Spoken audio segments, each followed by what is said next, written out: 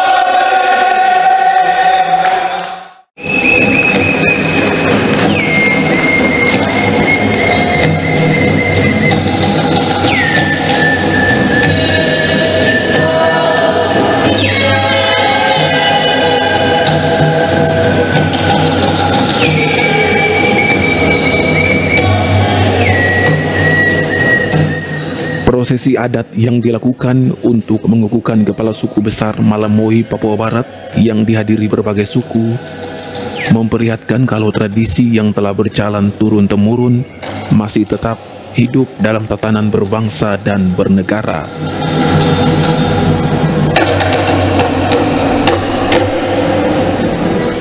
Sebagai tokoh Malamoy yang diharapkan bersikap arif dan bijaksana menegakkan peradaban hukum adat Moi, proses sakral yang dilakukan mereka yang dipercaya dalam tradisi suku Moi bisa membanggakan lembaga di mata masyarakat dan pemerintah daerah.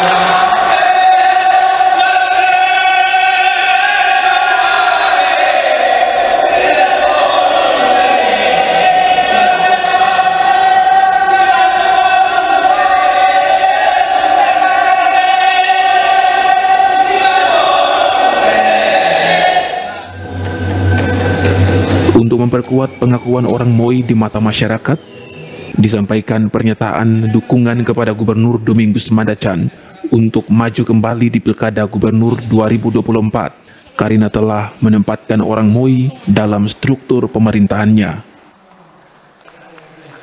Di samping itu, dalam surat pernyataan dukungan yang dibacakan, Sekretaris Umum Intelektual Moi, Joni Magablo SEMA, juga menyatakan mendukung Domingus Mandacan karena dianggap berhasil menjalankan tugas di periode pertama. Surat pernyataan dukungan dari masyarakat adat Moi di Tanah Malamui kepada calon Gubernur Provinsi Papua Barat periode 2024-2028. Kami masyarakat adat suku Moi dari 7 suku dengan ini menyatakan dukungan kami kepada Bapak Dr. Andes Domingus Mandacan MSI untuk maju sebagai calon Gubernur Provinsi Papua Barat periode 2024-2028. Pernyataan ini kami buat dengan sungguh-sungguh tanpa paksaan apapun. Surat pernyataan dukungan ini dibuat dengan penuh pertimbangan. Oleh sebab itu kami masyarakat adat Moi yang terdiri dari organisasi kemasyarakatan, Dewan Adat Suku Moi, intelektual suku Moi, dan seluruh masyarakat adat Moi menyatakan sikap mendukung Bapak Dr. Andes Domingus Mandacan MSI sebagai calon Gubernur Provinsi Papua Barat. Dukungan terhadap Bapak Domingus Mandacan dengan mempertimbangkan beberapa hal sebagai berikut. 1. Dalam kepemimpinannya 5 tahun dan akan berakhir pada bulan Mei, beliau telah memperhatikan ASN suku Moi yang ada di Provinsi Papua Barat dalam menempatkan intelektual terbaik untuk menduduki jabatan-jabatan strategi. Salah satunya adalah Bapak Agustinus Adakolo SM. Saya mohon Bapak Agustinus berdiri supaya dikenal. Ya. Yang kedua, dalam pengamatan kami suku besar Moi dalam membangun tanah Papua Barat, beliau tidak memandang apalagi berpihak untuk membangun tanah Papua Barat. Itulah indikator keberhasilan track record dari Bapak Dr. Andes Domingus Mandacan, sehingga pernyataan sikap ini kami tidak ragu, walaupun kami dinilai oleh semua etnis suku yang tinggal berdampingan di tanah di atas tanah ini. Berdasarkan 2 poin ini, maka kami Dewan Adat Suku Moi, intelektual suku Moi, dan seluruh lapisan masyarakat adat Moi memandang perlu untuk memberikan dukungan penuh kepada Bapak Dr. Andes Domingus Mandacan MSI sebagai calon Gubernur Provinsi Papua Barat periode 2024-2028. Kepala Bapeda Papua Barat dan C. Sangkek SHMM berharap Pemda Provinsi dan Kabupaten Kota Sesorong Raya memperhatikan masyarakat Moi, mengingat wilayah hukum adat Moi meliputi seluruh daerah tingkat 2 Sesorong Raya.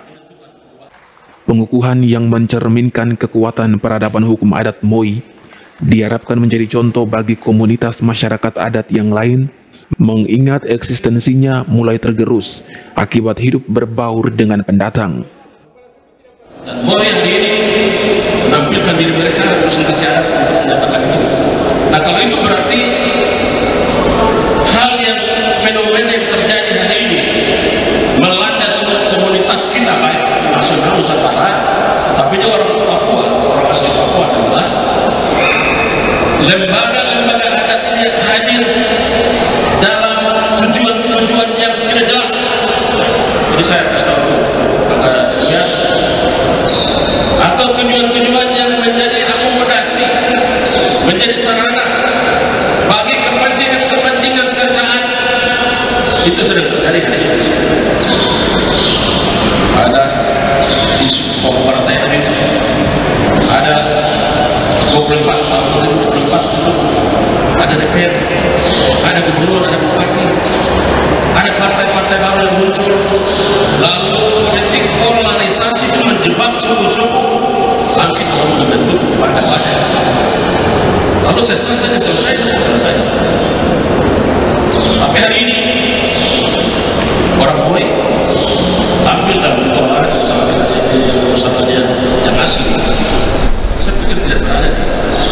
di posisi ini, tidak berada di posisi di mana mereka akan menjadi bagian atau elemen atau objek dari polarisasi yang saya katakan tadi. Tidak menjadi bagian itu. Mereka adalah representasi bahwa yang harus menata hak mereka, masuk harus menata hak milik orang Moi, tanah mereka, kekayaan mereka, suku mereka, bahasa mereka, faham mereka, keret-keret mereka, itu harus ditata. Komunitas atau representasi suku-suku yang hadir untuk itu bicara, jaga bahasa, jaga budaya mereka, itu yang paling utama, dan itu menjadi panggilan bagi komunike suku Moi hari ini menyatakan mereka punya diri mereka. Kita semua hadir dan saksikan bahwa wali kota terada, bupati Sorong terada, ya kan? Gubernur mau datang aja bilang, ini saya ada, ini maaf ini saya harus bilang kita harus jujur pada diri kita semua. Karena dalam sebuah negara berdaulat, hukum adat dalam pembangunan hukum nasional telah menjadi salah satu pertimbangan utama membuat undang-undang dan peraturan daerah, sehingga telah merencanakan memperkuat peran komunitas-komunitas masyarakat adat di Papua Barat. Saya sedang kawal yang namanya penyusunan rencana induk percepatan pembangunan Papua dan Papua Barat. 3 hari yang lalu kami selesaikan di Manokwari.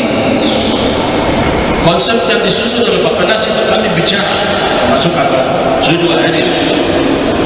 Kita bicara dan pembangunan Papua di 20 tahun yang akan di depan itu bertumpu pada 5 hal. 5 hal. SDM Papua yang unggul dan berkarakter. Ekonomi, pemberdayaan ekonomi hulu hilir, infrastruktur dan konektivitas, lingkungan dan pelestarian menjadi komitmen kita, dan yang kelima adalah tata kelola. Semua 5 pendekatan itu berbasis pada masyarakat adat, wilayah adat, Nah kalau bicara wilayah adat, siapa wilayah adat? Siapa punya adat dan wilayah itu? Moi ada salah satu bagian penting di dalam proses itu. Nanti kami setelah ini akan melakukan identifikasi tentang wilayah adat dan suku-suku, dan sampai ke marga keret, sampai ke orang, dan dia punya rumah, dia punya tangga, dia punya itu semua kita akan lakukan pada waktu yang sangat cepat. Dan hari Rabu, hari Kamis, Menteri Bappenas datang sini, semua bupati wali kota kumpul dan gubernur untuk kita bicara tentang nasib kita di tahun yang akan datang.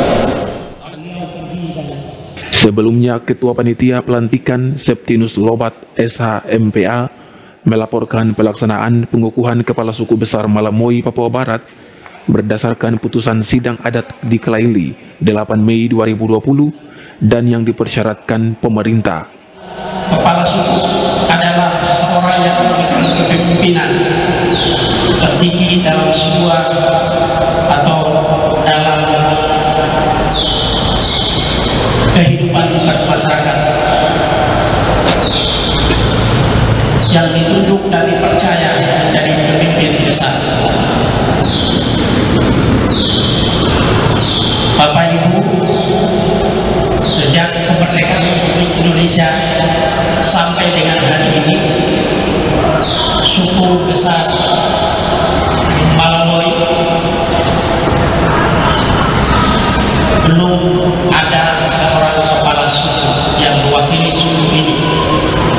Dan memang sebelumnya ada Bapak Edward Lami sebagai ketua ikatan, tetapi setelah beliau pergi dan krisis kepemimpinan khususnya di bidang kultur bagi suku Moi, untuk itu pada saat ini kita merasa perlu untuk mengangkat seorang kepala suku yang menjadi pemimpin untuk suku ini ke depan. Yang kedua, dasar dari pelaksanaan kegiatan ini sudah barang tentu adalah Undang-Undang Nomor 2 Tahun 2021, yaitu Undang-Undang tentang otonomi khusus bagi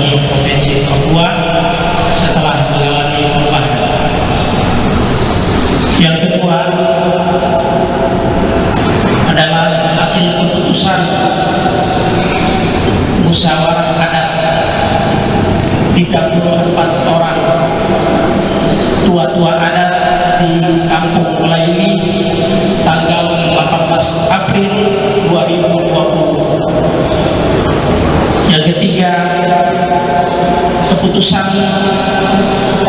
Dewan Pengurus Pusat Perkumpulan Intelektual Malamoy Papua Barat nomor 13 tahun 2021.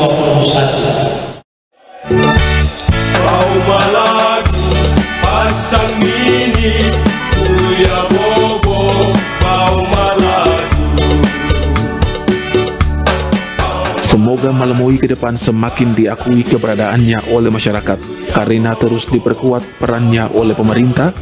Dan sekian pula laporan daerah membangun kali ini.